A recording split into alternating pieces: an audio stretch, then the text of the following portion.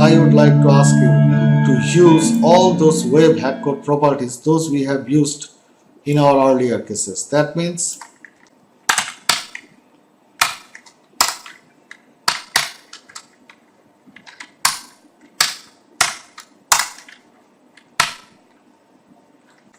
and then comes the standard hack code.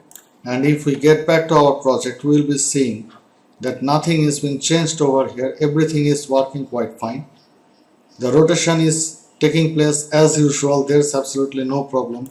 But all we need to do, in case of any kind of animation properties, whatever we declare, in fact, we have to declare them over here in the same fashion. You need to copy this particular standard syntax code and you need to put them accordingly into this particular web hack codes as we have seen over here. Now in the next case, we will be consulting about the translate property as we have seen in case of our transform functions as we had discussed earlier. So translate is a property that practically determines the offset position of an element into the x-axis and into the y-axis direction in case of a 2D animation, and in case of a 3D animation, a third coordinate, that means the z-axis, it is being added to that particular diagram. Now if we first of all remove all those things from here, we do not need them to be acting. Now the very first thing that you need to remember while declaring your offset position, the first thing is you do not need to put any kind of angular deviation here as we are dealing with the particular offset positions. So that is why we will be removing any kind of angular deviation as we have used in case of rotate transform function. So the syntax in this particular case will be translate. So if we translate x here, and if we put a pixel value, another thing, in case of animation properties, while you are depicting some kind of animation transform functions, then you need to define them into their absolute units. Here you cannot use any kind of relative units. All you need to do, you need to put some absolute unit over here. So we are putting this pixel values, and in this particular case it means that the translate will be taking place. That means an offset deviation will be taking place along the x-axis direction, and it is 100 pixels. So if we now get back to our project, we will be now seeing that 100 pixels deviation is taking place along this x-axis direction. In the similar fashion, if we put this thing into this one, this translate y condition, this suggests that this particular HTML element with this background image, it will be deviating 100 pixels from its initial position to the bottom. So if we now get back to our page, we will be seeing that the same thing is being observed over here. The displacement is being occurred into the y-axis direction. Now what if we use both of them simultaneously? So we are just discarding of this translate x or y condition, and here we are putting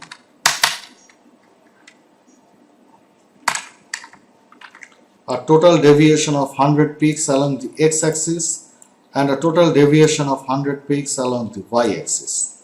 Now if we just get back to our project, we will see that this kind of changes is now taking place. And we can see that it is a diagonal one, because we have mentioned that this deviation is now taking place, which is 100 pixels from its initial position along the x-axis and 100 pixels from its initial position along the y-axis. So the resultant is a diagonal, and the same thing is observed over here. Now in case if we wish to have a translate in the 3D position, so what will be the animation here?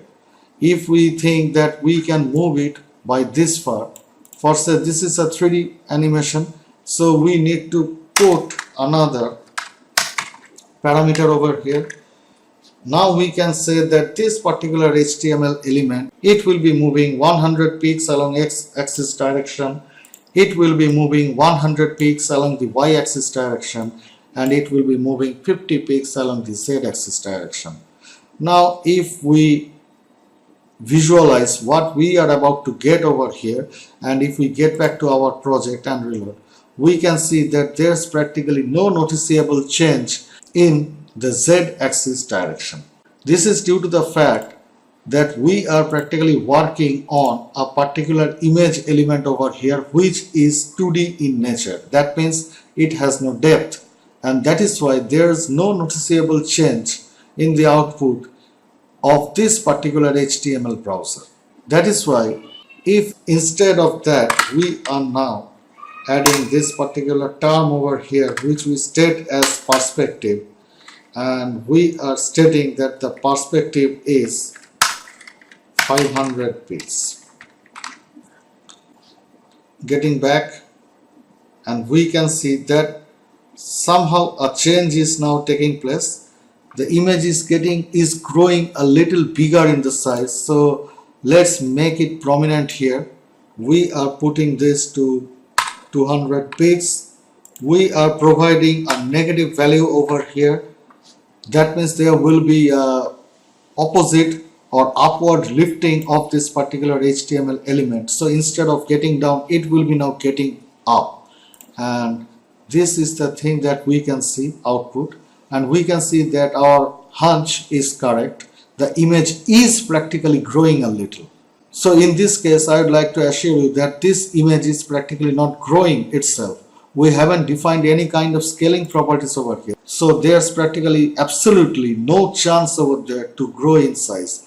It is the perceiveness of our eyes that it is appearing to be grown into size, but it is not. It is practically deviating into the z-axis coordinate as is being described over here. We can see that this is the 50 pixel deviation that we can observe over here. So we have added this particular property over here which is known as perspective, and the objective related to this particular attribute, it will be defined later, but right now you have to understand that in this particular case we are adding a little bit of depth to our HTML element that we are using in demonstrating this particular CSS3 animation. Now instead of 50 pixels, if we provide here 100 pixels, getting back, and we can see that there it goes.